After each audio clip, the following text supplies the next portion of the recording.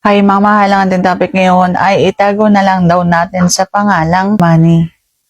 Ang tanong niya ay, makakapasok ba sa butas ang tikong T? So yan ang ating pag-uusapan for today's video. Interesado ka bang malaman kung ano ang aking sagot? Please keep on watching para bago yan.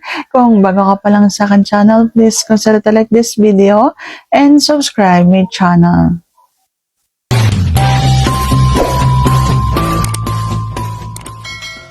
So makakapasok nga ba sa butas kapag ganito ang iyong T? Ang sagot ko ay oo naman. Bakit naman hindi?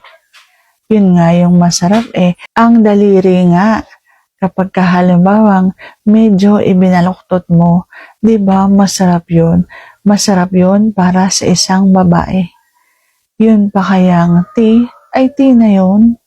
Okay? So masarap yun para sa isang babae at siguradong makakapasok yan. Pera na lang kung halimbawa yan ay tikong-tiko, yung bang parang payong na, yung bang tangkay na ng payong katikuan. Pero kung halimbawang tiko lang naman yan, siguradong makakapasok yan at masarap yan.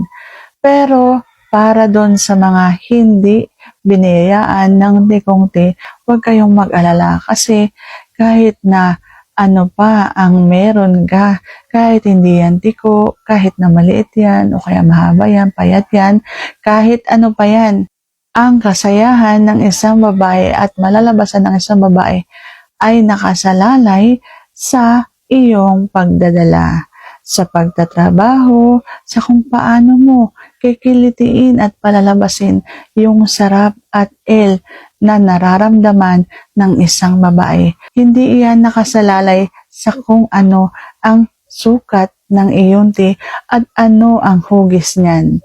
Okay? Nasa pagdadala yan, nasa pagtatrabaho, nasa sipag, nasa pagkayod, nasa kung paano mo dalahin yung T mo para malagari yung loob ng bulaklak ng isang babae. Hindi lang sa loob lalagariin mo rin mula sa labas papaloob.